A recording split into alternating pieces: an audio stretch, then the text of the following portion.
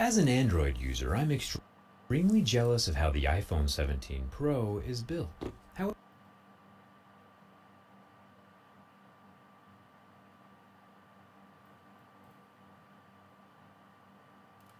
These phone reviewers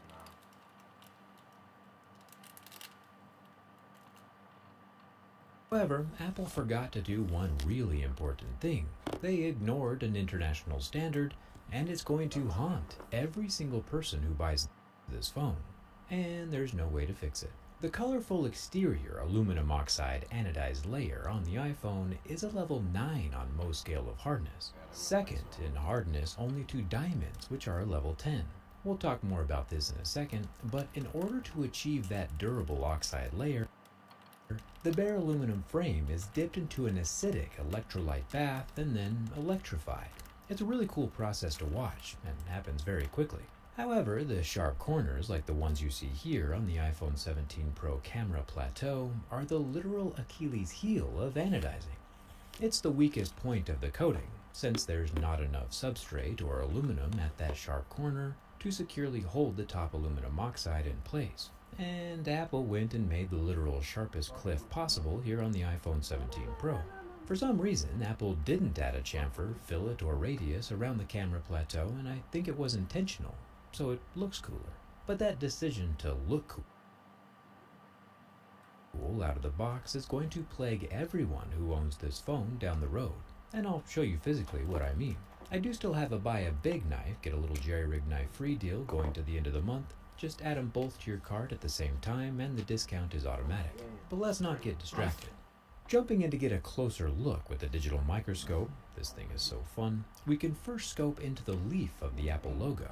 But that's not what we came here to see. The cliff Apple has milled into the aluminum has no chamfer, bevel, or fillet, and it's about as straight up and down as aluminum can get. And you'll see why that's a problem here in a second. And don't get me wrong, I am a huge fan of the switch from a glass slab sandwich to this new aluminum unibody design. Overall, it's more durable. Aluminum is a most 3 or 4 on the most scale of hardness, while glass is a 5 or 6. Not unless, of course, we're talking about Corning's new Ceramic Shield 2, in which case some black magic somehow makes the marks at level 6 and 7 almost disappear. The level 8 pick behaves like usual though, and gashes through the glass with no problem. The front 18 megapixel camera is also protected under the same slab of Ceramic Shield. The level 8 pick behaves like usual though, and gashes through the glass with no problem. The front 18 megapixel camera is also protected under the same slab of Ceramic Shield 2. This has the new square sensor inside, which You know how your phone is to the top, like the camera? Put it to they put some stuff into the top so the battery could be bigger. So, I think they're just doing more Android shit. I don't know. But it's iPhone. So we could go. hopefully we'll see more of during the teardown. The camera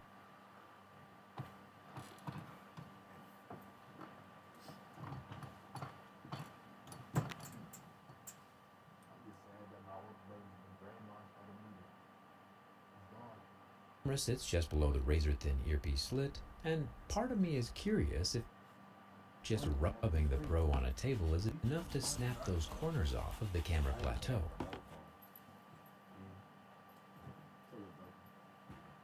ain't paying for no phone. The one that I got right now.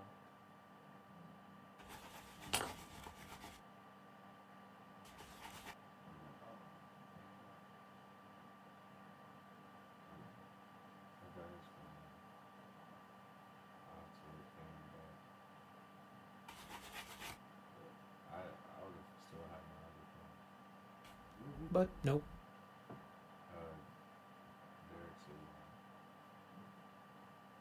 So far, so good. And of course, while the Ceramic Shield 2 is indeed the best we've ever seen, glass is still glass, and it's never a bad idea to add a layer of protection to your phone, especially in this economy where resale value is extremely important.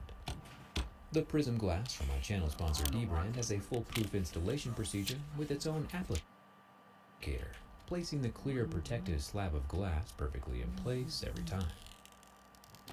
I'll leave a link for the prism glass in the description. It comes with 2 in the box. You might be like, hey Jerry, if the anodizing is actually a level 9, why does it scratch at all? And that's a fantastic question. The decorative anodizing that Apple applies to the surface of their phone could be anywhere from 2 to 25 micrometers in thickness. That's about 0.025 millimeters, or less than half the diameter of a human hair. Not that I would know. It's a tough, colorful shell, tougher than... How you doing,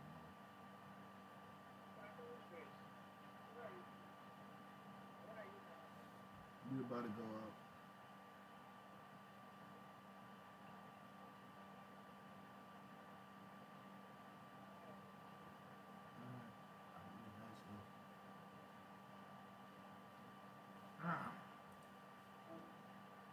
regular paint to be sure, just not super thick, which means it's not invincible. The top of the iPhone 17 Pro has a plastic 5G antenna slot, and the left side has more of the brilliant orange anodizing and 3 buttons that will not be popping off on their own.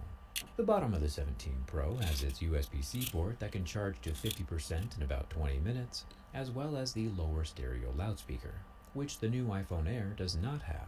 I think it'll be pretty cool to see what changes have happened on the inside, so make sure you're subscribed for the teardowns. The Apple logo on the cosmic orange is perfectly in place, like surprisingly well aligned with the glass etching. Thumbs up for that. Then at the top we have our 48 megapixel wide angle camera. Then the 48 megapixel main camera down at the bottom, and the 48 megapixel 4x telephoto off to the side, all of which are still covered with Apple's version of sapphire crystal.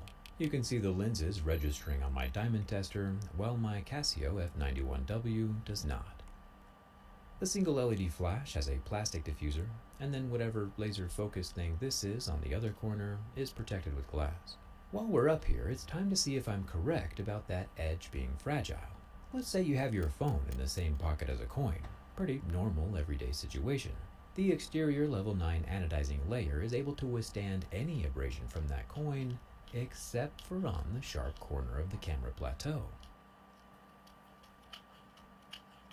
The corner of the plateau is rubbed off and gone. What about keys though? We've tested keys on anodizing before, and everywhere the oxide has been allowed to secure itself to the aluminum is protected from scratching. Except for the sharp corner of the camera plateau. Again, after one incursion with a foreign object, that corner is now gone. Looking again through the microscope, the orange aluminum oxide is still looking fly, except for where it's not, and the silver is shining through. I think the deep blue anodizing is going to be even more susceptible to damage. The same coin that on the flat portion of the plateau gets sanded into dust, on the corner the anodizing is what chips away. The key...